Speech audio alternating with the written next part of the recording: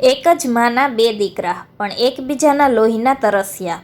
વિજય અને અજય વચ્ચે વેર એટલું વધી ગયું હતું કે બંને એકબીજાનું મોઢું જોવા પણ તૈયાર નહોતા. આખું ગામ કહેતું કે આ ભાઈઓનું વેર હવે સ્મશાન સુધી જશે. પણ એક રાત્રે કંઈક એવું બન્યું કે આ નફરત હંમેશા માટે ઓગળી ગઈ.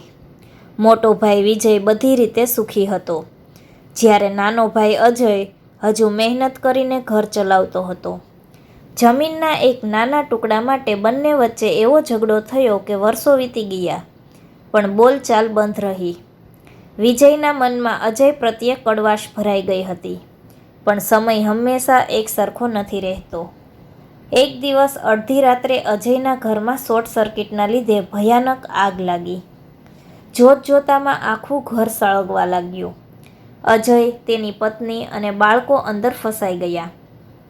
બૂમાબૂમ સાંભળીને ગામ લોકો ભેગા થઈ ગયા, પણ ધગધગતી આગ જોઈને કોઈની અંદર જવાની હિંમત નહોતી ચાલતી. ત્યાં જ ભીડમાંથી એક માણસ માથે ભીનું ધાબળો લઈને પોતાની જાનની પરવાહ કર્યા વગર સળગતા ઘરમાં કૂદી પડ્યો.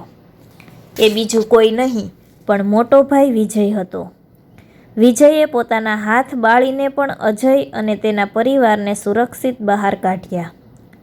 અજય રડતા રડતા વિજયના પગમાં પડી ગયો અને બોલ્યો, ભાઈ, આપણે તો દુશ્મન હતા, તો પછી તે તારો જીવ કેમ જોખમમાં મૂક્યો?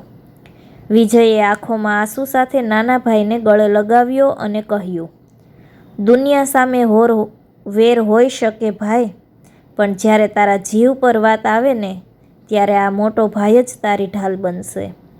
બહારની દિવાલો સળગે પણ લોહીના સંબંધો ક્યારેય નથી સળગતા.